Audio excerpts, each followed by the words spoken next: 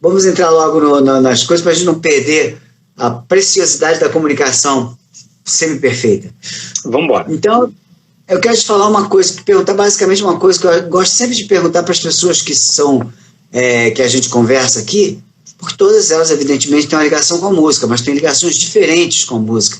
E entraram para a música de uma maneira diferente também. Um monte de gente fala que entrou por causa dos Beatles, aí virou artista, e o outro entrou porque o irmão não sei o quê. Como é que você entrou para a música? Por que a música te fisgou? Se liga. Talvez eu tenha entrado para a música por uma forma completamente diferente. Eu entrei por conta das artes plásticas. Ah, é? Eu entrei por conta da escultura. Assim, desde criança, pequenininho, eu gostava de escultura, eu esculpia.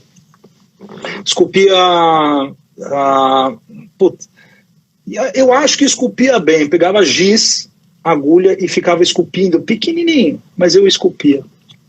Aí, o gosto da arte sempre veio. E eu achava a música, a arte imaterial mesmo, né? É uma abstração diferente, ela é a arte do ar. Eu tinha isso muito, muito para mim. Num dado momento, eu lembro eu ali com meus 13 anos, eu falei assim, putz, eu quero trabalhar com música e marketing. Veja que coisa... Não como instrumentista, eu nunca me achei um instrumentista, né? Eu tivesse esse talento para tal. Nem como artista, né? Que é uma coisa diferente ainda. Mas eu sabia que aquilo era importante para mim. Acabei aprendendo a tocar contrabaixo por conta de um amigo meu que fez uma vaquinha no meu aniversário para me dar um contrabaixo. Aprendi com ele, acabei aprendendo a tocar violão, vendo as posições, né, naquelas revistas. Aí acabei pegando uma revista para fazer, chamada Toque para Quem Toca, que era uma revista meio que um guia de músico. Eu tinha o violão e guitarra, sou anterior a você. Então, e aí, olha só, com uns 19 anos eu comecei a fazer aula de escultura com um senhor italiano aqui na Tabapuã, em São Paulo. E aquilo virou minha cabeça. Nessa época eu ouvia muito jazz brasileiro livre. Então eu sempre gostei dessa coisa do instrumental brasileiro, mas aquela olha no olho e toca, né? Entendi. E aí eu comecei a ver que a música era parte da minha estrutura organizacional e que eu precisava ter na minha vida alguns pilares: a arte, o aprendizado, a educação, de alguma maneira, né? O trabalho, não importa qual. Então era arte, educação, o trabalho e o lazer. Eu tinha que manter 4 pés para que a minha vida se sustentasse. Eu tentei sair da música 1 milhão de vezes, indo trabalhar em outras coisas, e quando eu olhava, eu estava na música. Eu estava na música. E aí, trouxe uma revista para o Brasil, chamada Modern Drummer. Então, uma revista americana de bateria, e fazia a versão brasileira dela. Num dado momento, eu olhei para mim e falei assim, cara, não vai rolar, estou fazendo uma revista muito segmentada no Brasil. Talvez, se eu estimular o comércio, eu consiga ampliar mais a música. Porque, veja só uma coisa, Ricardo, a maior parte das pessoas, elas não estão na arte de coração, corpo e alma. E aí eu pensei que se eu dissesse para as pessoas que tinham uma veia de comerciante que elas poderiam ganhar dinheiro vendendo instrumentos musicais, elas iriam ampliar a arte. Entendi. E aí, a partir disso, veio a ideia da Música e Mercado, que é uma revista de negócios para comerciantes de áudio, luz e instrumentos musicais. Porque não adianta, cada pessoa é diferente. Sim. Então, como é que eu planto a arte na cabeça de um cara que é mercantil? Ele tem um cérebro mercantil, dizendo que ele vai ganhar dinheiro com isso. Né? E foi daí que veio a música e mercado. Depois eu entrei para uma música e mercado em espanhol, que foi um outro desafio, porque eu não falava espanhol, tampouco eu falava inglês. Mas eu entendia que se era difícil para mim, era difícil para os outros. Como que eu vou empreender? Na cara de pau. E aí o negócio foi andando. Depois eu virei vice-presidente da ANAFIMA, Associação Nacional da Indústria da Música, que era uma associação de fabricantes. Depois, a partir dali, eu virei presidente e chamei várias grandes empresas amigas para participar. Shure, Harman, Sennheiser, Holland, Yamaha, enfim, todas as marcas.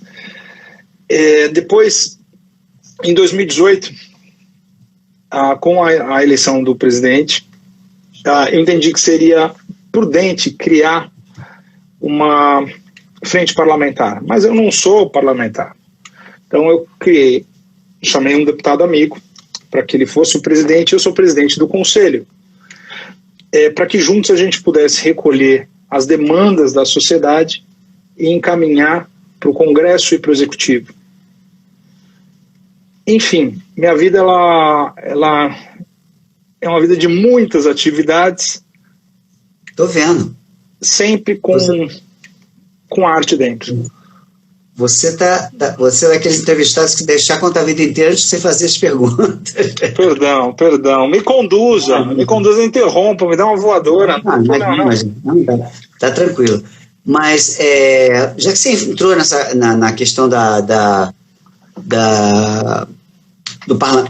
dos parlamentares, eu tenho uma curiosidade muito grande de saber qual é o perfil de parlamentar que se interessa pelas questões da música, porque a gente no Brasil está muito, não querendo entrar em política, mas falando dela do lado de fora, a gente está muito acostumado a ter basicamente uma péssima imagem dos políticos, né? De uma maneira geral. Né? E eles nos inspiram muito nessa percepção. E qual é, então, já que quando a gente fala de político, de música, a gente está falando de pessoas com certo nível de sensibilidade, de percepção, com a inteligência emocional forte, ou pelo menos deveria ser assim, né? Como é que você encontra um cara que seja afim a essas ideias, ou pelo menos que ache que essas ideias, esses valores são importantes para a sociedade a ponto de se dedicarem ao tema? Bom, isso foi a partir do momento que eu descobri que quando você tem um interesse, você não tem que fazer com que as pessoas entendam o seu interesse ou entendam o seu porquê. Você tem que entender o porquê delas. Então, no caso de um político, que ele tem, vamos falar uma estirpe mais exótica do político tradicional, ok? Uhum. Você acha que eu vou chegar lá falando de poesia, de cultura, etc? Imagina. Vai falar de dinheiro. Muito bem. Isso. Como é que eu falo de dinheiro? Eu viro e falo o seguinte: deputado de tal estado, imagina a sua cidade pequenininha aqui, sem música, ou grande, sua capital. Tira a música, chupa ela. Agora, eu fazia isso. Falava assim: agora, deputado, você imagina o seguinte: as boates. Não tem boate, então não tem a bebida ali, não tem aquele povo circulando, não tem a comida, não tem a batatinha frita, não tem os garçons empregados ali, não tem iluminação, não tem o som, não tem nada. Aquele botecão do seu João, que tá lá o pessoal tomando cerveja, se divertindo pra caramba, não tem. Vai ter lá um pessoal só o que está na bebida, mas aquele silêncio. Vamos para as igrejas evangélicas que sustentam parte do seu culto. Sim. Com entretenimento. Né? Então elas entenderam que a música é um entretenimento e aquilo atrai as pessoas, amplia o culto e, consequentemente, eles recebem mais dízimo, porque eles mantêm as pessoas mais dentro. Bom, e aí eu ia contando tudo. Aí depois, no final, sempre eu fazia isso. Falava assim: agora, seu deputado, olha ali na sua janela, vê quantos automóveis tem. Cada automóvel tem no mínimo 4 alto-falantes. Todos eles são da nossa associação. Aí o cara crescia o olho, fazia... Aí eu brincava, agora a gente pode falar das criancinhas e da importância da música para o ser humano. Aí ele, não...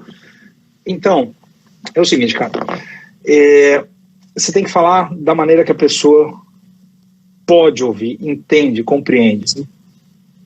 Dando o inverso dela. Não da maneira que eu concebo a música, você concebe a música. E esse é um erro muito forte de todos nós, de querer que o outro enxergue o nosso ponto de vista. Esse é um erro tremendo em discussão, inclusive política, porque muitas vezes esquerda e direita, falando agora aqui, querem a mesma coisa e eles se degladiam no meio. Enfim, Brasília tem gente de tudo quanto é gente, de estirpe, né? Uhum. Nós é que temos que nos moldar para passar a melhor mensagem para essas pessoas que defendem o nosso lado. Faz total sentido. Porque você até imagina que como Brasília tem gente de todo tipo, como qualquer lugar, né? Claro que evidentemente Brasília, como é uma capital que é turbinada pelo poder, existem talvez mais defeitos do ser humano manifestados ali do que em outros lugares, mas não especial. São graduações diferentes de cidade para cidade, de acordo com o perfil de cada cidade. É condensado. Mas você sim... Perdão? Brasília é condensado. Quando você fala em poder, tem uma frase que eu gosto bastante, me permitindo aqui o direito de falar um palavrão. Poder, Ricardo, para foder, só muda uma letra. É verdade. Então, tem muita gente com poder e que acaba não distinguindo a delicadeza do foder, e nesse caso, por conta do poder, a uma grande massa. São decisões que afetam. Né? Cabe a mim, cabe a nós, que estamos indo lá, fazer a nossa parte, entre erros e acertos. Não, sem dúvida. Eu acho que o poder isso é humano, né? O poder realmente ele corrompe.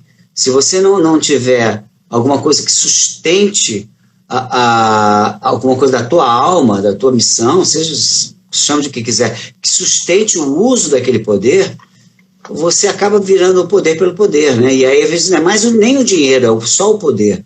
Então assim, a Brasília é assim, então é bem difícil lidar com esse povo, mas ao mesmo tempo que você falou, a gente tem que lidar com eles, tem que falar a língua deles, até porque a gente depende deles, a gente depende das leis que eles fazem, né, e aprovam, para que tudo role bem nos mais variados setores da economia e da vida pública e da sociedade. Eu te confesso que eu não sei se eu teria capacidade, eu não quis dizer estômago. Eu quis dizer então, eu ia falar assim, eu ia te corrigir imediatamente, eu ia falar, capacidade você tem, você pode não ter estômago, mas você já falou isso antes. Pois é, mas tem que há de haver pessoas como você, eu estou colocando isso como uma qualidade, que tem estômago como quem veste um escafandro e vai lá embaixo e se move devagar. Tem que ter alguém que tenha essa coragem. Tem gente que entra naquilo e fala, meu Deus, eu não aguento ficar aqui preso, né? Você fica preso, falando da palavra certa, o discurso certo. E olha, cara, tem que ter uma resiliência. Eu te explico por quê.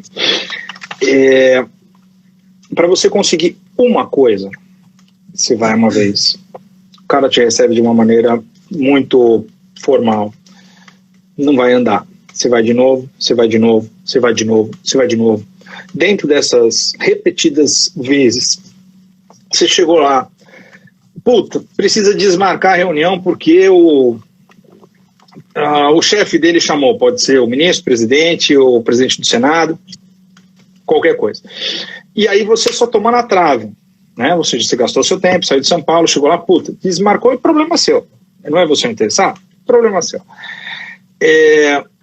E as pessoas que estão de fora, elas não entendem esse processo, que é árduo.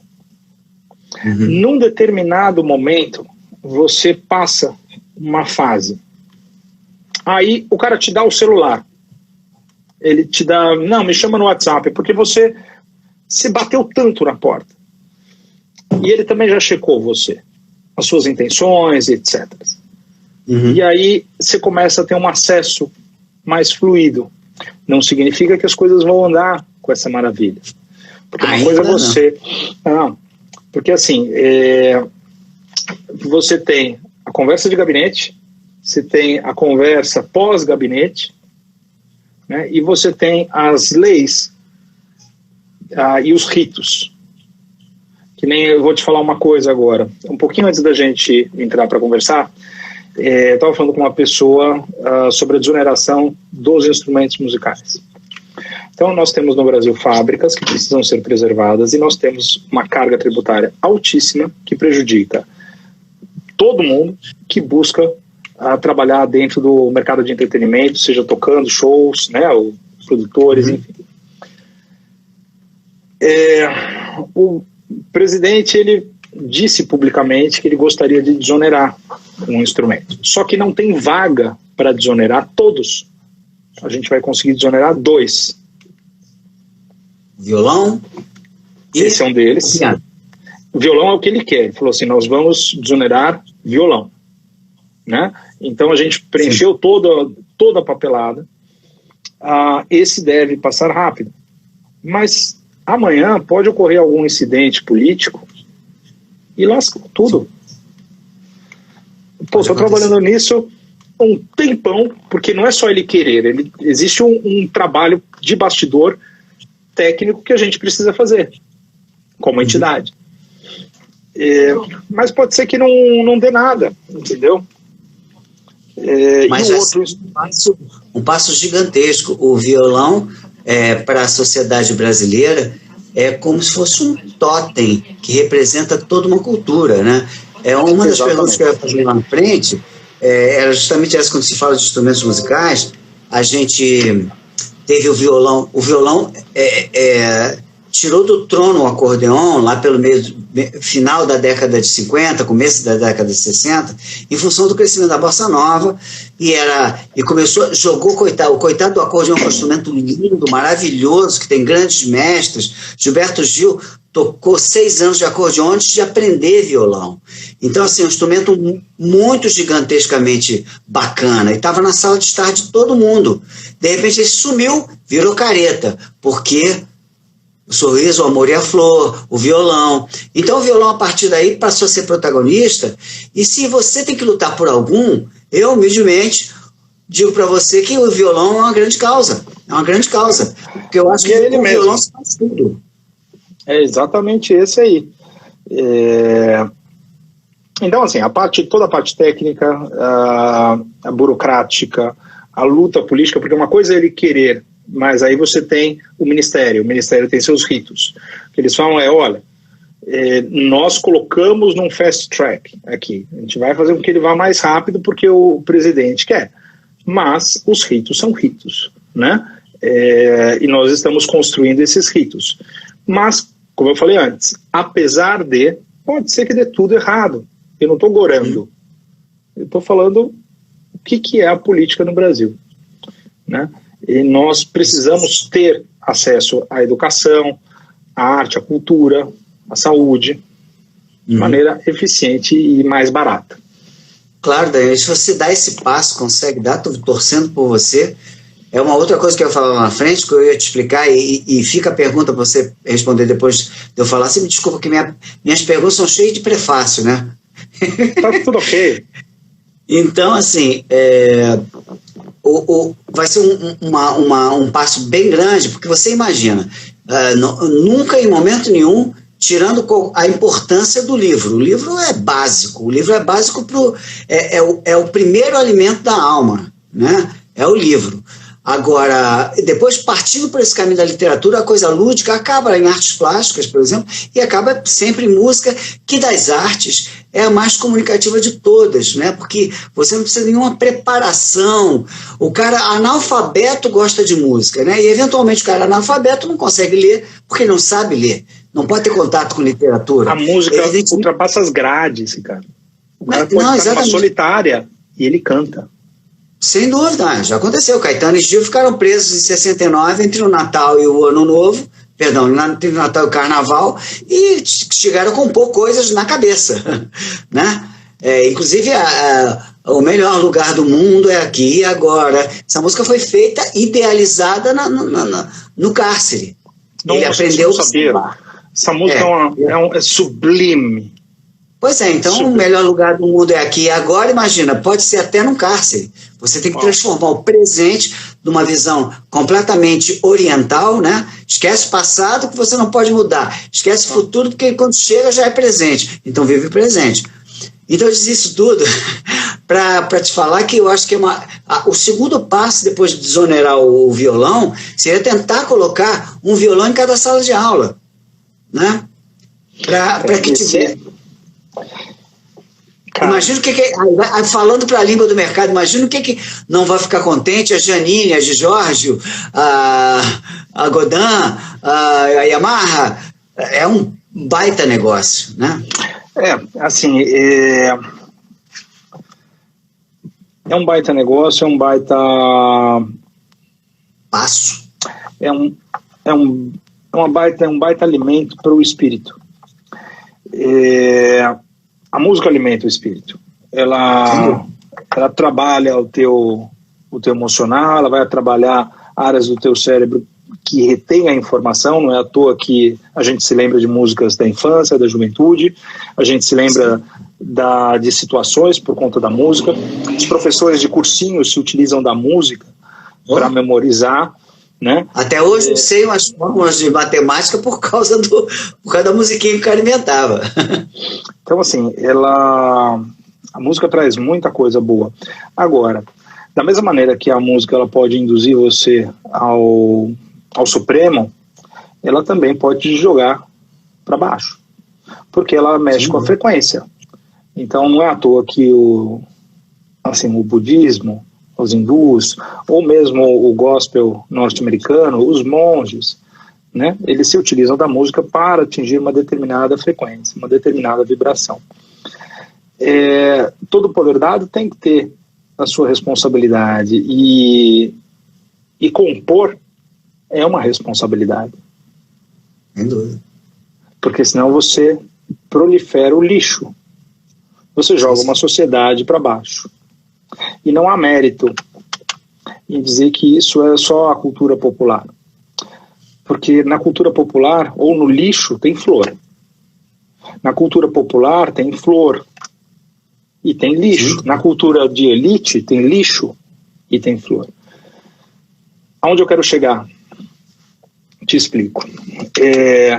Nós tivemos em áreas super carentes, Pixinguinha, Dona Ivone Lara, Noel Rosa.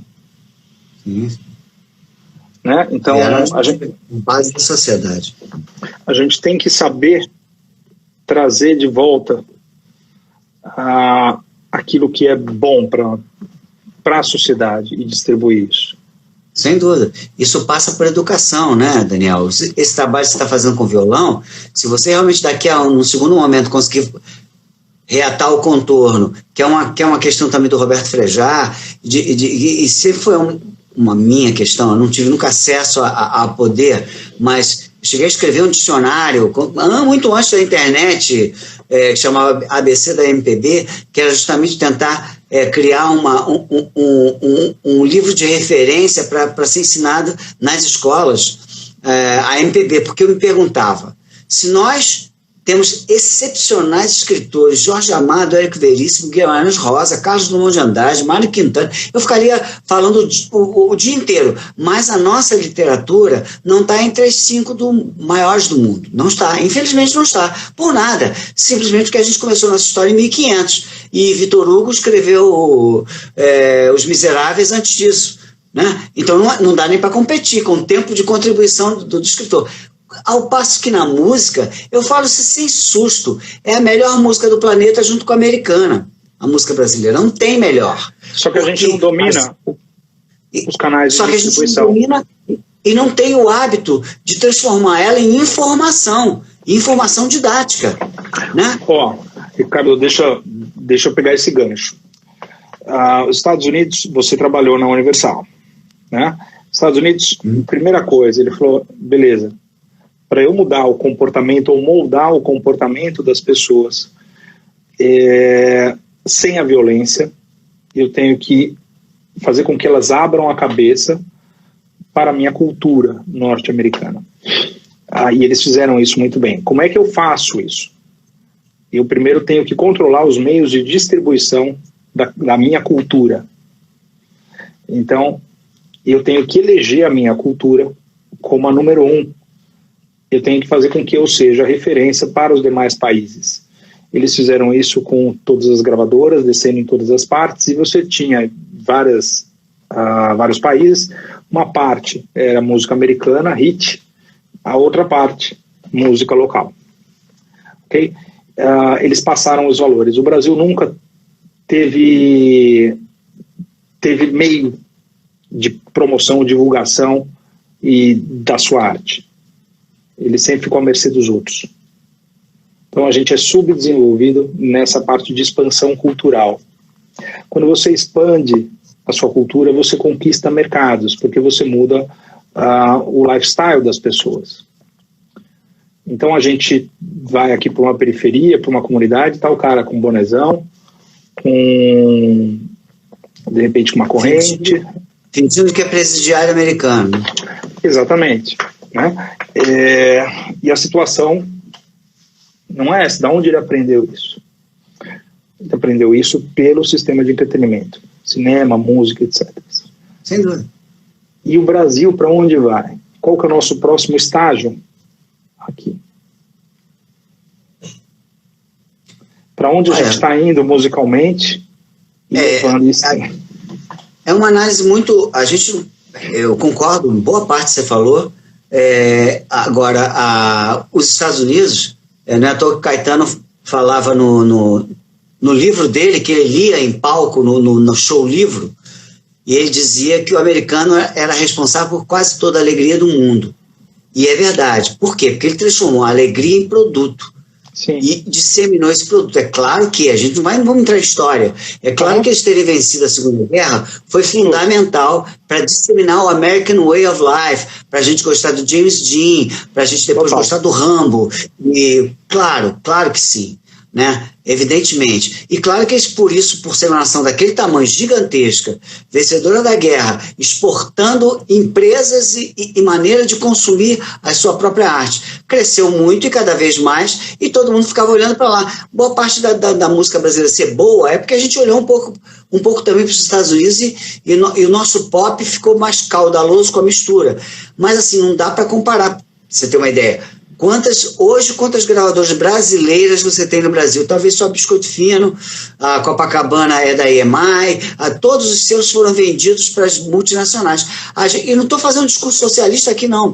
Exato, não. Não vou perder meu tempo com isso. O que eu estou falando é que o controle, e eu como fui executivo de gravadora, eu sei que as pessoas não sentam lá a bunda na gravadora para ficar pensando de como dominar o mundo com a cultura americana. Ninguém fica, ao contrário, a gente quer estourar a música local.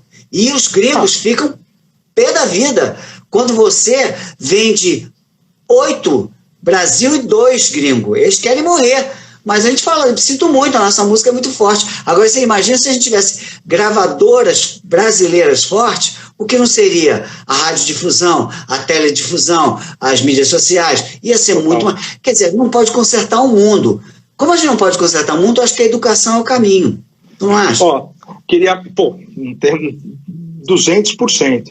A Julie, a Julie Jongo, ela fez um comentário que a música da periferia é riquíssima, impressionante. Falo com propriedade, pois me criei vivo na periferia até hoje. Sentimento, protesto, alegria, etc. A arte, ela, em geral, ela vem do underground. Né? o core da arte. Ele nasce do underground, depois ele é absorvido, muitas vezes, e transformado num produto por aqueles que têm a capacidade e a noção de saber explorar isso. Eu não vou falar só da arte. Leia esse underground fora do mainstream, né? Senão fica parecendo que é no gueto, não necessariamente no gueto, ela fora do mainstream. Fora do mainstream. Agora, a arte, ela busca a originalidade, né? Ela é verdadeira quando ela realmente consegue mostrar que ela é original e verdadeira do ponto de vista do coração. Sobre a verdade, eu cantando Jovelina Pérola Negra, que foi a mulher que me mostrou o samba como é impactante, não seria a mesma coisa, porque não é a minha verdade, né? Sim, claro. Mas era dela. Sim. Então ela cantando na Feira de Acari, porra, era perfeito. Enfim, mas vamos embora. Não, sem dúvida. A gente tem uma diversidade parecida com a dos Estados Unidos, né? A gente tem negro na cultura e muita imigração. Então, o resultado disso não tem como. É sempre música rica. Negro na cultura e muito imigrante produz música rica. É uma fórmula infalível nos Estados Unidos e no Brasil. Só. Desse jeito. Então, por isso que nós somos grandes. Né? E é maravilhoso. Pô, e o Brasil, cada área com uma música própria. Cara. Pois é, e diga-se de passagem, a nossa é quase que igual a admiração que o americano tem pela música brasileira do que o brasileiro tem pela americana. Nós nos respeitamos muito. Agora, o mero acaso é que a gente fala português, não fala inglês. Se a gente falasse inglês como o jamaicano, não teríamos somente o reggae como música internacional. Todos os com virariam internacionais. Pois é, mas a vida é assim e também os gringos adoram ouvir brasileiro. Adoram ouvir brasileiro falar. A gente fala com música. Mas temos realidades diferentes. Mas, sim, cada um com o seu problema. Você está ajudando a resolver o nosso aí, com a questão do violão, dos instrumentos musicais. O que me leva a te perguntar exatamente o que faz a associação que você representa, dos fabricantes. O que exatamente que ela faz? Você já me disse que ela reúne tanto a tecnologia quanto a questão da manufatura de instrumentos musicais, não é isso? Isso. É o seguinte, vamos partir do conceito básico, né? Todo mercado, todo setor tem que ter uma entidade. E essas entidades, ou cada entidade, ela tem que lutar, trabalhar pelos interesses do seu setor. Ok? Então é assim que funciona qualquer associação na face da Terra. A Anafima, ela trabalha o interesse do setor, mas com um viés de fazer com que a roda do setor gire o tempo todo. Deixa eu colocar um parênteses aqui. 2 parênteses, aliás. O primeiro, só quero voltar em relação à música americana. O brasileiro, a música é mais orgânica, porque a gente não tem uma educação musical tão formal como se tem nos Estados Unidos ou na Europa, né? Então a nossa música, ela é muito mais orgânica, ela pulsa muito. Agora, voltando às empresas, a gente tem aqui uma maneira de achar que lucro é pecado, que ganhar dinheiro fazendo arte é pecado, um sentimento de que eu estou extorquindo alguém porque eu ganho dinheiro.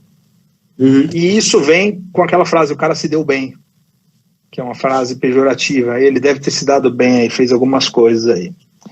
Bom, as empresas, quando você tem um sistema de empresas ganhando dinheiro, não importa, pode ser do produtor musical ao estúdio, a uma escola, a uma fábrica, significa que ela está empregando e que a economia deste setor está indo bem. Então, um associado da Anafima, seja a Ashur, seja a JBL, ela só está bem quando o setor está bem. Ela é um reflexo. Sem dúvida.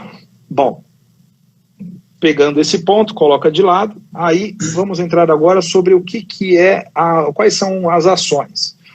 O governo, ele sempre vai colocando normas e leis. E se a indústria, quando eu falo indústria importada e nacional, não se movimenta ou não diz qual que é a dela, o governo vai empurrando. Aonde eu quero chegar? Por exemplo, em todo o planeta, por conta da TV digital, as frequências de microfone foram alteradas. Tá? E o Brasil nem ligou. Nem se ligou que isso estava acontecendo. Num dado momento, os microfones sem fio pararam de funcionar. Olha só. O que a gente teve que fazer? Intervir na Anatel, porque a Anatel ela estava licenciando microfones que dariam interferência e parariam de funcionar. Então a gente teve que ir até a Anatel, não sei o que lá, para quê? Para manifestar a nossa voz. Uhum. Tá? Ou, um outro exemplo, a gente tem uma empresa que faz imã de alto-falante no Brasil. E nós temos mais de 300 fábricas de alto-falante no Brasil. Entre o pequenininho, o cara monta em casa, até a Pioneer, que faz numa empresa do sul do Brasil. Então, você fala, cara, e todas têm que comprar de um cara, ou seja, é um grande monopólio. O que faz a associação? Ela entra com um processo para que esse monopólio caia, porque há um antidumping que protege somente uma empresa. Ou os instrumentos musicais, como é o caso agora da desoneração. E depois é o caso dos impostos estaduais, que a gente vai ver tanto para o áudio quanto para o instrumento.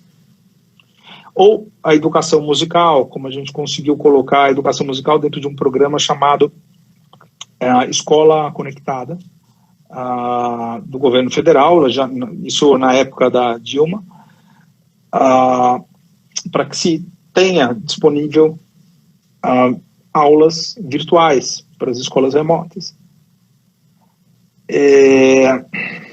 Isso é o que nós fazemos. E no meio disso,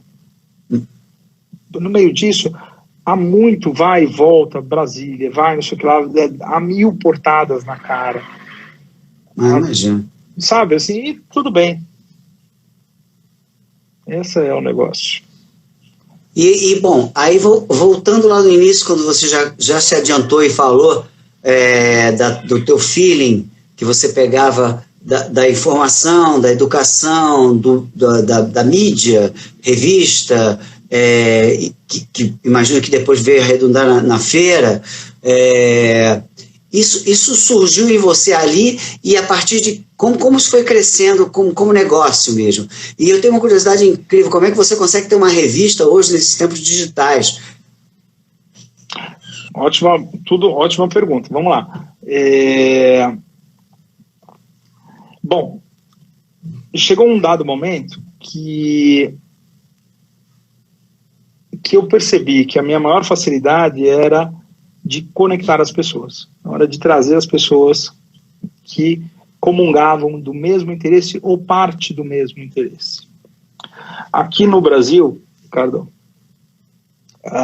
eu vi muito isso na Anafima, mas como é que você vai colocar para conversar pessoas importador com fabricante? Eu falei, por que não? A gente precisa querer um matar o outro. Assim, a gente não pode coexistir, por que um tem que matar o outro? Ou dentro da frente parlamentar, né? Não, mas o ECAD, a Ordem dos Músicos do Brasil e daí? A gente precisa pautar o conflito ou a gente pauta a solução? Sim, claro. Né? E assim, se for preciso mediar conflito, eu medio, mas em geral, aquilo ali é uma mesa de trabalho, não é uma mesa de boteco. Você toma chopp com os brothers. Entendeu? Aí eu falava assim, isso aqui não é uma mesa de amigo, porque senão, assim, você tem que fazer negócio, ou você tem que fazer o mundo andar com desafetos, inclusive. Sim, há uma grande inabilidade das pessoas de conseguirem lidar com a diferença por qualquer motivo. Time, religião, pensamentos diversos. Então, assim, por conta de começar a sacar, eu falei, porra, não, eu consigo chamar as pessoas e colocá-las para conversar. Então tá, então veio revista, veio feira, veio o pacote, porque no fundo é gente. No fundo, o que eu acho que é a matriz do meu ser é aproximar, fazer a interlocução. E sobre a revista, é claro que assim, agora a gente definitivamente é um mundo digital. E a pandemia, ela adiantou 10 anos para frente, né? Ela trouxe 10 anos para frente da revolução digital, e financeiramente ela jogou a gente 10 anos atrás, né? Foi isso que ocorreu. A revista papel, ela deixou de existir agora, ela virou um produto digital somente, no qual eu utilizo da facilidade de conexão já estabelecida para enviar as mensagens que são importantes. No Entendi. fundo, esse é o ponto. Então, me fala uma outra coisa. A gente falou há pouco aí do acordeon e do violão e tal. Eu queria que você falasse um pouquinho, se você acompanhou o crescimento da para frente da cena do DJ, e se isso impactou no consumo, imagino que sim, mas como impactou no consumo de instrumentos e equipamentos. E, bom, primeiro me responde essa. Tá. Não, eu acho que não impactou, não. E eu vou te falar por quê. A pessoa não escolhe um instrumento escolhe a pessoa. Tá? Esse é a primeira coisa. Um instrumento vai dizer, olha, eu tô brincando pela inversão, mas é assim, a característica física, psicológica da pessoa, né, que vai dizer se ela vai tocar isso ou aquilo. E aí eu inverti agora, dizendo que é um instrumento que fala, olha, você tem as mãos para mim. Né? Não é porque existe uma picape, por exemplo, que o Yamandu Costa vai ser disc jockey. Não vai rolar. Não. Sem dúvida. Eu nem quis dizer isso, nem quis comparar esteticamente as manifestações. Não entrei pela estética. Do mercado. Não, e de mercado... Porque assim, só um parênteses, só para talvez eu tenha elaborado a pergunta de maneira muito simplista. O que eu quero dizer é o seguinte, você é baixista, você aprendeu violão, eu também toco violão, eu sei quanto me custou de calo, de dedicação, eu fazer aquela levada que o Mark Knopfler fazia, não sei o quê, e não desmerecendo de forma nenhuma o procedimento e a destreza que tem que ter um DJ nas picapes, não é isso. Mas sem dúvida, conhecendo os dois, é mais fácil um do que o outro, sem dúvida.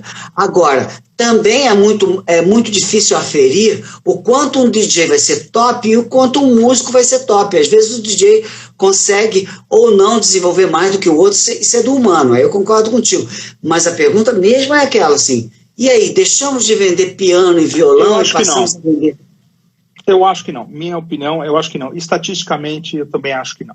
Quando você pega ao longo do tempo, você vê que isso não teve uma interferência grande. Mas se a gente fosse pensar assim, mas lá nos anos 50 não tinha a figura do DJ e tinha os caras tocando ao vivo. Sim, mas a música mecânica também não era tão lá eficiente. Né? Existe uma digitalização de todo o processo. Eu vou pegar a sua pergunta e vou uns passos para frente, que é o seguinte, a guitarra vai desaparecer, vamos fazer uma brincadeira. Ali em 1472, quando estavam fazendo provavelmente um instrumento medieval qualquer de cordas, um alaúde? O alaúde.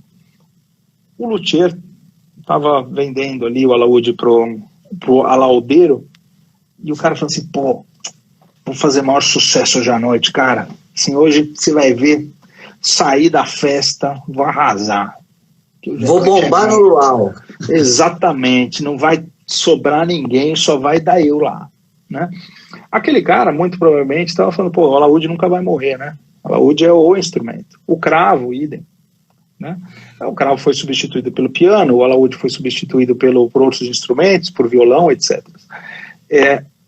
O instrumento, ele é substituível. A musicalidade, ela é eterna, porque ela faz parte da gente. Então, se as pessoas daqui a 100 anos elas fizerem música só no celular, tudo bem. A música está sendo feita. Isso é comparável à questão de digitar no computador e a arte da escrita, né? Isso. A arte da escrita tende a desaparecer, mas ela tende a desaparecer no sentido do uso, mas no sentido do valor, ela vai ficar mais valiosa. Saber escrever à mão ficará mais valioso do que hoje é. Hoje todo mundo sabe, quase, pode-se dizer que todo mundo sabe. Muito bem comparado, muito boa analogia, exatamente isso, cara. Exatamente isso. E a gente tem que ficar atento só para não precipitar a morte das coisas. Porque o que eu vejo é uma corrida à tecnologia, no sentido de, isso já foi, vamos embora. Eu fico irritado com isso, que nada foi, as coisas têm seu tempo, elas vão e voltam sozinhas, não precisa precipitar, né? Verdade. Eu vou ficar frustrado se a música for feita somente no descendente do celular daqui a 10 milhões de anos. Eu vou ficar frustrado, porque eu acho que você sabe o que é encostar uma madeira que faz som no peito e ela tocar. Essa experiência, vou te falar, é insubstituível. É feito entrar numa loja de disco, né? Você compra na internet, ouve a música de streaming, claro, é sinal dos tempos. Eu me prevaleço muito do streaming, muito. Eu viajei para Portugal, deixei meus 5.000 discos no Brasil e eu não sinto falta deles. Por quê? Porque eu tenho acesso a eles indireto. Exato. Agora, mas não vou te dizer que é substituível, que é pegar o encarte, ler quem fez o solo, né? Então, mas aí tem uma diferença. A diferença é o seguinte: o instrumento, ele é a extensão do corpo. O microfone é a extensão da sua mão. O pedestal, ele se torna a segunda extensão quando o cantor ele pega o pedestal de uma maneira mais pegada. A guitarra, ela mostra um lado fálico, tal qual o saxofone demonstra ou denota uma sensualidade. A percussão, ela também está integrada com o coração, seja por conta da baqueta, uma percussão de samba, ou uma percussão africana. Então, o instrumento musical, em geral, ele é uma extensão. Ele sai da minha mão e eu transformo daqui, da minha cabeça, vai pela minha mão e chega até lá. O toque do piano, ele também é extensão. Eu tenho o meu pé e as minhas duas mãos conectadas com aquele equipamento. A digitalização 100%, ela ocorre dentro de um quarto, provavelmente igual a esse que eu estou, um estúdio, e aí o cara vai produzir. Mas assim, não há performance em que essa virilidade da música, né, tocada, não seja executada por um instrumento de verdade. Não importa qual seja. Eu acho que sobre esse aspecto a gente não vai ver morrer, como não morreu o vinil, como já estão falando até da volta do CD, não sei se você já ouviu falar isso, já li algumas coisas, que tem pessoas querendo voltar a fabricar o CD, mas dentro do ramo, da limitação do fetiche mesmo. Exato, aí entra um pouco nisso. Não como mercado, é isso que eu estou falando, não é voltar ao físico, mas eu acho que os instrumentos também vão estar sempre ali, como a escrita, a arte de escrever com a própria mão vai continuar, daqui a 2.000 anos vai ter alguém que escreve à mão também. Mas esse cara também vai digitar ou vai digitar com a própria mente, né? Isso já existe, né? Agora. Já. Então, assim, eu longe de demonizar a tecnologia, ao contrário, eu adoro tecnologia. E respeito mesmo. Eu não gosto. Eu te confesso que eu não sou muito de game. Game é uma coisa que não me chama para isso. Eu não tenho talento não para Não tem talento e não tem o gosto, meu, mas respeito. É um mercado gigantesco, inclusive para música, sim, né? Muito. E me fala o seguinte, hoje em dia, existe como a gente tem um boom, teve um boom agora no mercado, ao longo da pandemia teve um boom do consumo de streaming musical no Brasil, subiu muito mais do que o resto do mundo, isso não me espanta nem um pouco, porque o brasileiro gosta muito mais de música do que, por exemplo, o europeu, ou melhor, a música está muito mais presente na vida do brasileiro o tempo todo do que está na do europeu, do que está eu diria até que no americano médio, né? Isso não me espantou, mas o que eu quero trazer para o instrumento musical é possível acompanhar, aferir o aumento do consumo de streaming musical com o aumento de venda de instrumentos? Existe algum parâmetro que sobrevive? Não, é o seguinte, esses dias eu estava levantando os dados do consumo de instrumentos, tá? Eu vou te falar de dois pontos. No início do ano, no início da pandemia de 2020, o levantamento que a gente fez aqui era catastrófico. Catastrófico, assim, tipo, ferrou, para tudo. E na ocasião, em março, abril do ano passado, eu cheguei a estimar que o mercado cairia 70%. Ok? Cairia.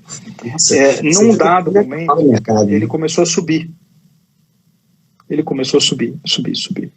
E a gente ficou 28% abaixo de 2019. E ficamos abaixo, não foi porque o mercado retraiu, porque no final do ano faltou mercadoria no Brasil, faltou instrumento musical. A gente ficou abaixo porque houve uma quebra de encomenda. Quando veio a pandemia, muitos comerciantes tiveram problema de caixa e pararam de pagar. Nessa de parar de pagar, o importador e o fabricante para de comprar, trazer instrumentos de fora ou de fabricar. E aí você tem problema de estoque. Quando o mercado começou a voltar, não tem produto. Sem contar problemas com a China, de fornecimento, que a China também ela teve grandes problemas lá, e o alto frete. Então, rolou aí uma série de pequenos acontecimentos. O que você está me falando é super curioso, inclusive, porque claro, evidentemente a gente trabalha com informação cada vez mais é tudo na nossa vida, eu sei disso, mas a gente não pode nunca dispensar a intuição. E nós, executivos da música, de dentro de gravadora, eu vou dizer que a gente trabalhava com 20% de informação e 80% de intuição. Tinha horas que eu vendia um artista para o Max, ou o Max vendia um artista para a companhia, que o cara, mas por que você acha? Não, porque vai dar certo, a gente sabe que vai dar certo. Não tem explicação.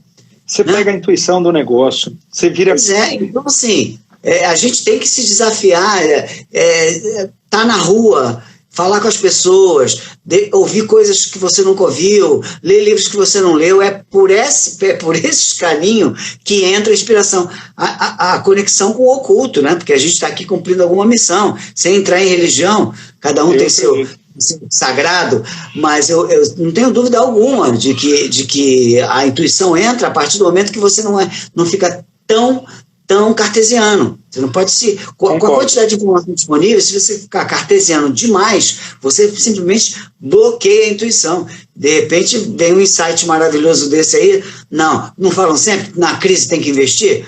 De repente tem que investir mesmo. Então, pegando a tua pergunta, né, tuas palavras em relação ao mercado fonográfico, quanto aumentou o streaming, o Brasil é um país que tem muito celular. Esse é um dado para se colocar. O segundo dado, as pessoas tiveram mais tempo à disposição do celular. Até mesmo pelo acréscimo do desemprego. Né? Então, o quanto aumentou o desemprego, o tempo homem foi muito maior. Elas tiveram possibilidade. Então, o que a gente está disputando, o que o mundo está disputando agora, de todo mundo, chama-se tempo. A gente nunca teve tanta busca pelo tempo. Quanto tempo um Facebook consome, ou um Instagram consome da sua vida, Um Spotify consome da sua vida, quanto tempo no YouTube. Você vê as televisões, elas consumiam um tempo da noite, né, das famílias, as novelas, né, era sagrado aquela janela de tempo da vida de toda pessoa. E hoje? Hoje a gente fragmentou aquele macro tempo por micro ou nano 15 segundos divididos em todas as atividades digitais. Em um minuto você entra no Facebook, no WhatsApp, no Insta, né? Dá uma passada aí num site de notícia rápida e faz 1 minuto. E você no fundo, você acha que isso vai ser uma coisa construtiva não para o mercado, mas construtiva pela manifestação do lúdico de cada um, para assimilação dos grandes artistas, porque artista, lembra do Andy Warhol que falava que era 15 minutos de fama, agora são 2 segundos, né?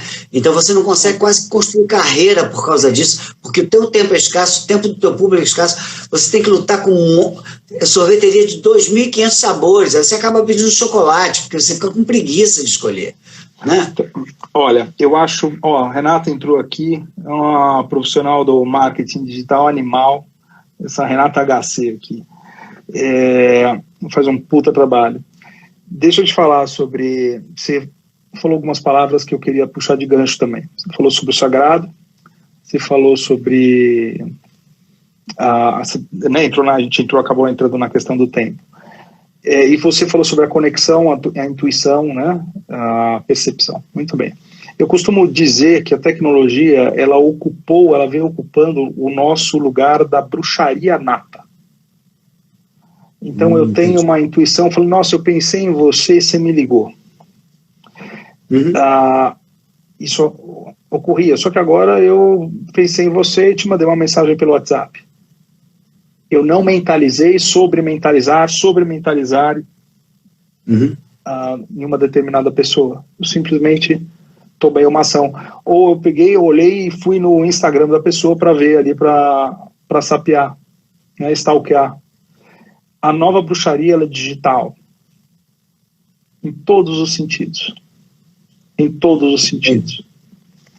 Esse é o primeiro ponto. Segundo, antigamente, a gente, dirigindo o carro, falava, puta, onde é que fica tal coisa? A gente projetava o caminho e ia, porque a gente visualizava, ou seja, a gente exercitava o cérebro na localização, e isso ampliava, sim, o nosso senso geográfico. Hoje a gente põe um Waze e diminui isso. Né? A gente fala, puta, eu não consigo mais ir no shopping center aqui sem pôr o Waze. Né? Então a gente perde essa habilidade, a gente vai evoluindo nesses aspectos. Em vários aspectos em que a tecnologia vai tomando parte. Acho também que nós estamos no meio de um processo muito sério.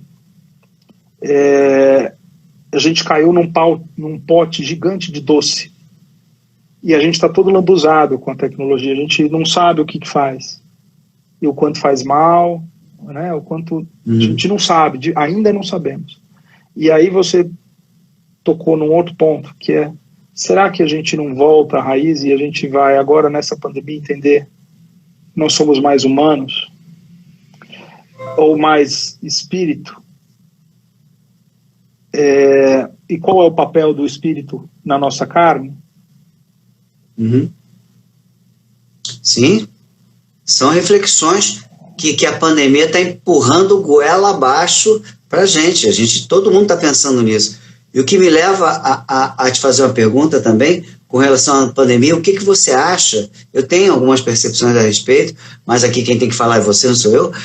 O que você acha que a pandemia trouxe de bom? As pessoas vão ficar espantadas, mas eu acho que a pandemia está trazendo coisas reflexivas e abrindo a nossa mente, obrigando a gente a pensar. E o que você acha, aí falando especificamente, não no mercado, mas na música como um todo, o que você acha, e também no mercado, o que a pandemia trouxe de bom para a gente aprender?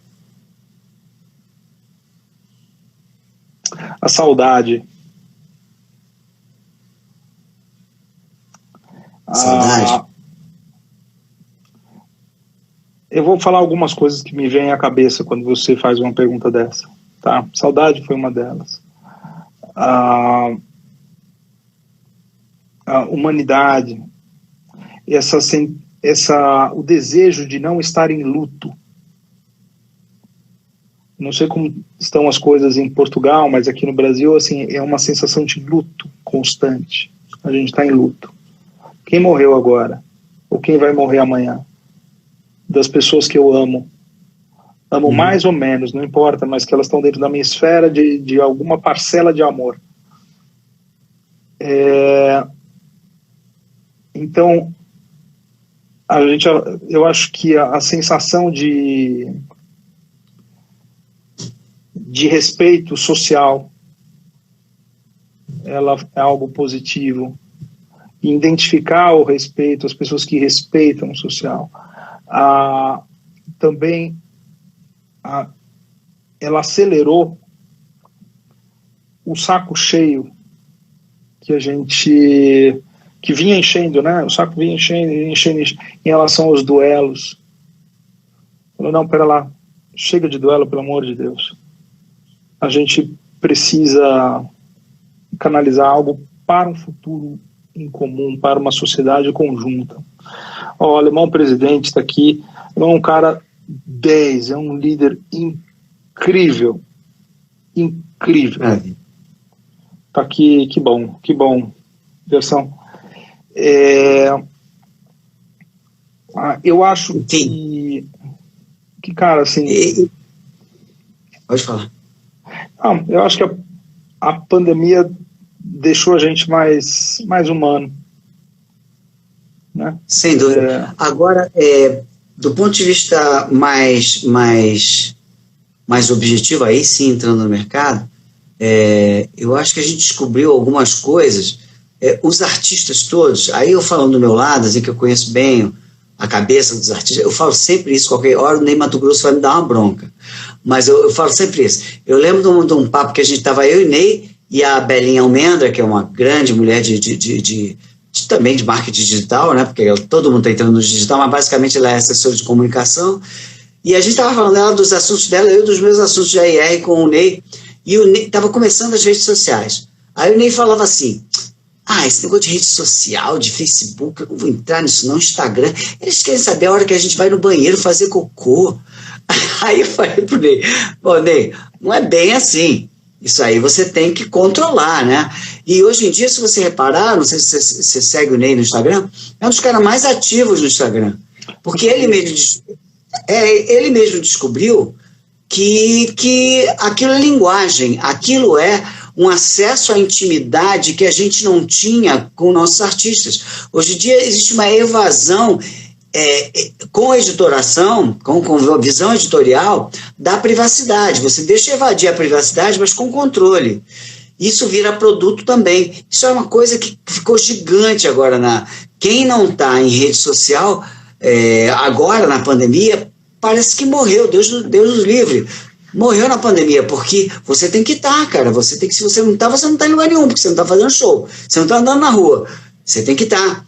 Isso foi uma coisa que eu acho que foi uma coisa que contou a favor, que ali na frente vai trabalhar a favor dos artistas. Maria Bethânia fez uma live. Quem diria que um dia a Maria Bethânia ia fazer um show quase que não presencial, no sentido de que as pessoas que estavam lá eram convidados refinadíssimos e equipe. Quem diz que a mulher que trabalha em cima do emocional da plateia, basicamente em cima do que a plateia, do feedback da plateia, ela fosse fazer uma live e fosse muito bem sucedida. Então acho que a gente está descobrindo algumas coisas. Tem que ter alguma coisa boa na pandemia, não é não?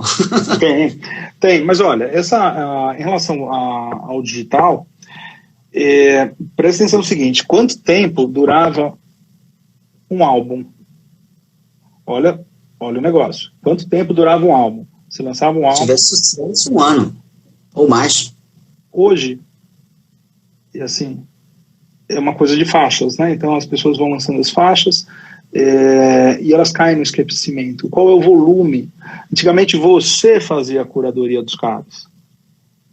Então, você era um dos caras que falava assim, ó, vamos apostar nesses artistas aqui, a gente vai lançar 40 artistas esse ano. Bom, são esses artistas que vão explodir. Vocês injetaram dinheiro, não sei o que lá, e bumba. E agora? Agora a gente tem milhares de faixas pulando dentro de uma agregadora. Então, é assim, a disputa pelo tempo volta no tempo. Ela é muito forte. E vocês ali tinham o tempo do mundo do cara. Olha que loucura, cara. Então, se Ney... perdão, e outra coisa importante. O jovem, como tinha pouca escolha, né, então aquilo ali era o produto. De alguma maneira ele iria consumir nem Mato Grosso. Agora, assim, está pulando o produto o tempo todo, e se os medalhões eles não chegam nos caras, no jovem, eles perdem os próximos 10 anos. Total. Ele está criando público. É super sério. Sem dúvida. Concordo. E isso para prejuízo de todos, não só dele, né? Prejuízo de todos. Porque o meu filho, que tem 28 anos, ele tem que saber direito quem é Paulinho da Viola. É bom para ele. Porque ele tem bom gosto musical. Mas ele não mora mais comigo já há muitos anos. Eu ouvia o Paulinho da Viola na minha casa, ele ouvia o Vazamento. E eu acredito muito que você educa mais os seus filhos quando você não fala com eles do que quando você fala com eles. Então, os meus filhos têm bom gosto porque eu ouvia em casa as coisas que eu gostava, né? Então, assim, ele acabou formando, mas ele ainda, hoje em dia, ele precisa que o Paulinho da Viola dê as caras de alguma forma, né? Da forma tímida, e seja que for, da forma que, senão, o Paulinho da Viola vai ser ultrapassado, grosseiramente comparando, tá? Pelo Diogo Nogueira, hipoteticamente, que é um nome do samba. Olha, fazendo uma brincadeira aqui, e provavelmente essa brincadeira vai estar cheia de erros ali, ou de falar, mas não é bem assim. Mas vamos fazer uma analogia com uma geladeira. Ou com um depósito antigo que você colocava alimentos. Colocava um monte de alimento lá. Uma parte desses alimentos estragava, certo? Depois de um determinado tempo, e alguma coisinha mofava e ficava bom. Puta, o queijo mofou, mas não é que ficou bom esse queijo mofado aqui? Era só aquilo que tinha para comer e ficou bom esse treco. Porra, que interessante. Só que assim, a cultura, ela reflete o valor de uma região, de uma localidade qualquer, né? O valor das pessoas. Se você tem ali, de repente, uma região onde nasce vários queijos brie, né? Fantástico, se eles são bem explorados. Olha só, se você tem outras que os alimentos ali não são bons, né? Ela pode dar dor de barriga em todo mundo. E você afunda, mata todo mundo, contaminado, né? A cultura, de alguma maneira, tem esse lado. A osmose, a formação de plateia que o Brasil precisa, respeitando a cultura tradicional, respeitando o cara do acordeon, que está lá no Nordeste, assim, tocando pra caramba, mas é um senhor de 68 anos, calejado pela vida. Ela precisa ser renovada. Ela não pode ser substituída por um DJ 100%, não pode ter uma parte, mas, pelo amor de Deus, a gente tem que manter viva essa cultura. A minha preocupação como pessoa física, assim, né, é realmente que a gente consiga entender, pós-pandemia, a importância de tudo e de todos na área da cultura. Nós temos que fazer isso. Temos. Seja através de um DJ, que nem a Jules uma vez falou, entra numa live aqui, dá uma olhada no DJ Mimi, e o cara discotecando música brasileira, bom pra caramba. Bom pra cacete. Eu falei, cara, que cara é esse, velho? Ele fez isso ele estava espalhando música brasileira. Sim. Entendeu? Enfim. Eu acho que a pandemia vai deixar um saldo de infelizmente, mortes no mundo inteiro. Enfim, que é um poço de tristeza que a gente não vai esquecer nunca, mas não tem jeito. Todas as coisas, você aprende mais no erro, aprende mais do que no sucesso. E a pandemia não é um sucesso da humanidade, mas ela tem que servir como informação onde você constrói em cima alguma coisa. Eu acho que uma das coisas que ela vai construir é isso, né? Aquilo que você falou, quando você fala saudade, você quer dizer que a saudade é a antítese do afeto. Quer dizer, você valoriza o afeto, porque você tem saudade de abraçar o teu filho, teu pai, a tua irmã, o teu amigo. Você tem saudade de conversar sem uma tela, conversar conversando mesmo, sabe? Apertar uma mão. Olha só, a gente teve que aprender isso em um ano, a gente aprendeu isso de uma maneira voraz. Quem não tenta dar umas escapadas de vez em quando para pelo menos olhar o céu, tem que ser humano, a gente precisa dessas experiências. Na música, eu acho que a gente construiu, você imagina um negócio, olha só que negócio bom esse, eu não estou inventando isso, eu acho que 350 pessoas, 1000 pessoas já devem ter pensado isso, mas você imagina você ir para o Teatro Rival no Rio de Janeiro, que é um teatro pequeno, você deve conhecer, você bota, sei lá, o Chico Buarque lá dentro, você bota 50 pessoas apenas assistindo o Chico Buarque, só que é uma experiência. O cara vai pagar R$5.000 para ver o Chico Buarque, porque ele vai, uma limusine vai pegar o cara em casa, vai deixá-lo ali na porta, vai ter um tapete vermelho, ele vai sentar com todo conforto, ele tem garantido acesso ao camarim, onde você vai vender uma experiência para o cara. Ao mesmo tempo, você vai ter 4, 5, 10, 20 câmeras transmitindo aquilo com apoio de várias marcas que são protegidas pela sua associação, ou melhor, que fazem parte da sua associação, patrocinando, e outras mais, levando para o mundo inteiro. Então, aquele espetáculo que tinha tudo para ser uma coisa pequena, né, virou um negócio gigantesco para o mundo inteiro. Isso é possível. Como vão voltar a ser possíveis os grandes festivais, tipo Rock in Rio, vão voltar a ser possíveis, enfim, cada vez mais naturais. Então, acho que a gente descobriu um negócio aí, uma forma dos artistas setentões, sessentões, cinquentões continuarem na prateleira, desde que eles queiram, evidentemente, se eles não quiserem, não tem jeito, né? E a gente descobriu isso. Isso é uma coisa muito valiosa. E o artista novo também, que já nasceu nesse mundo, há alguns que já até desenvolveram a maturidade durante a pandemia, que fizeram 14, 15 anos agora, estão aprendendo a se virar nisso.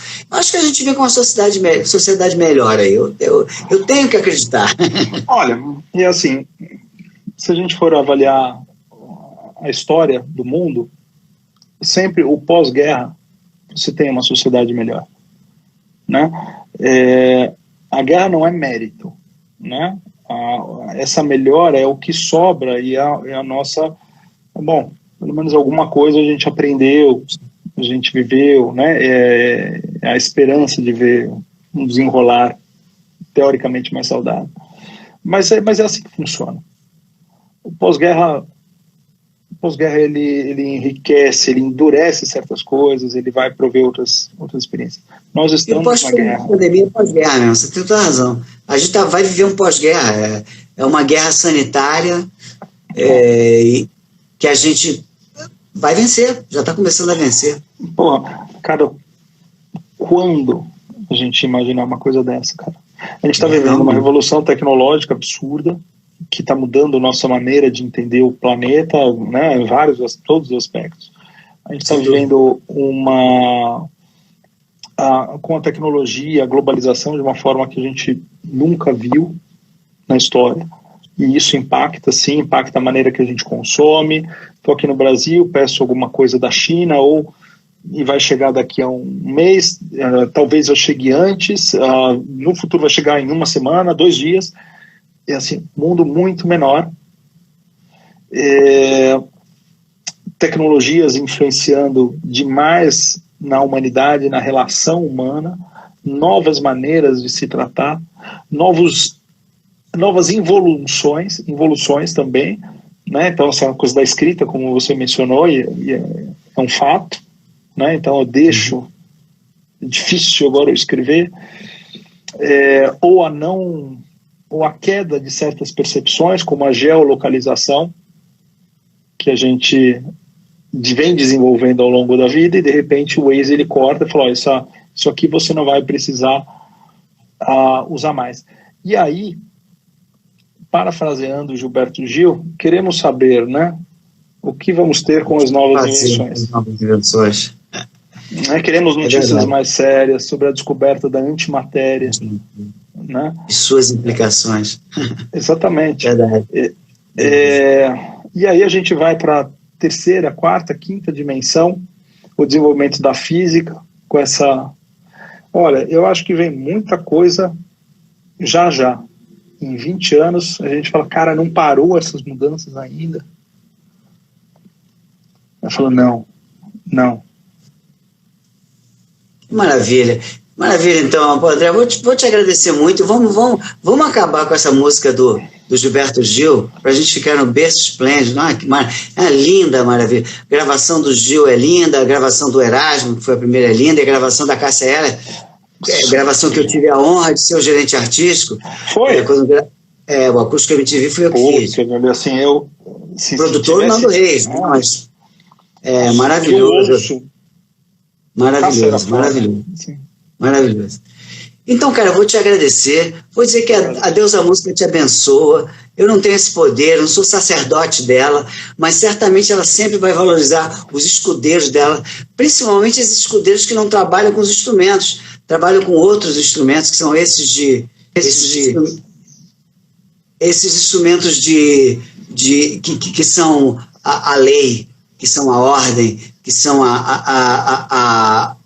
os contatos, a abertura de caminhos, quem vai na frente, os batedores são sempre mais sacrificados. Assim, você é uma espécie de batedor, né? Sai na frente tentando abrir caminho para a música, e a Deusa Música te agradece o serviço. Eu particularmente agradeço o teu tempo. Sei que você é um cara muito ocupado. Obrigado pelo depoimento. Maior honra. Agradeço a você, Ricardo, assim, né? E a todo mundo que te acompanha aqui. De verdade, muito obrigado. Tá bom? Obrigado. Vamos dizer boa noite a todos, agradecer as pessoas também e avisar que isso aqui vai ficar salvo aqui. E em breve vai estar no Facebook e também no YouTube, para as pessoas verem que tem muita coisa interessante que você falou aí, porque a gente aprendeu. E vamos nessa, vamos participar, que informação é tudo. Tá bom? Muito obrigado, Ricardo. Obrigado. Boa noite, então. Muito obrigado. Um grande abraço para vocês. Você também. Tchau. Até mais. Tchau. Tchau.